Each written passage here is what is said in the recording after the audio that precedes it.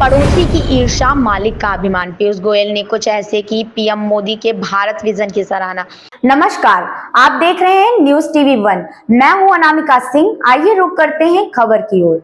केंद्रीय मंत्री पीयूष गोयल ने प्रधानमंत्री नरेंद्र मोदी के भारत विजन की सराहना की है। उन्होंने कहा है कि प्रधानमंत्री नरेंद्र मोदी विश्व स्तर पर भारत को गौरवान्वित करने के लिए दृढ़ हैं। इससे सभी को ईर्ष्या होगी।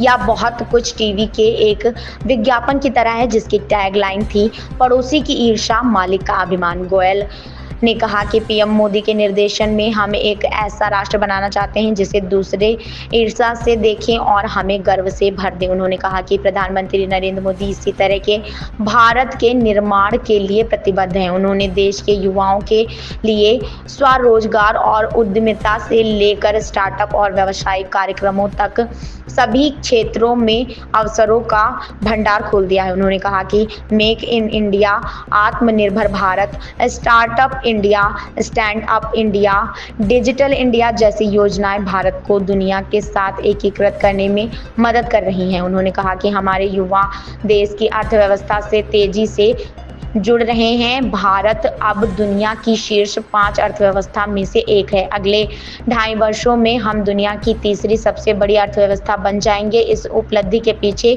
युवा ही प्रेरक शक्ति होंगे। यही प्रधानमंत्री नरेंद्र मोदी द्वारा दिया गया मुख्य संदेश। इस दौरान उन्होंने विपक्ष पर भी हमला बोला। उन्होंने कहा कि यह एक विफल विपक्ष है। ऐसा लगता है कि वे देश की प्रगति के बारे में सोचने की बजाय नकारात्मक मानसिकता रखने में ज़्यादा रुचि रखते हैं।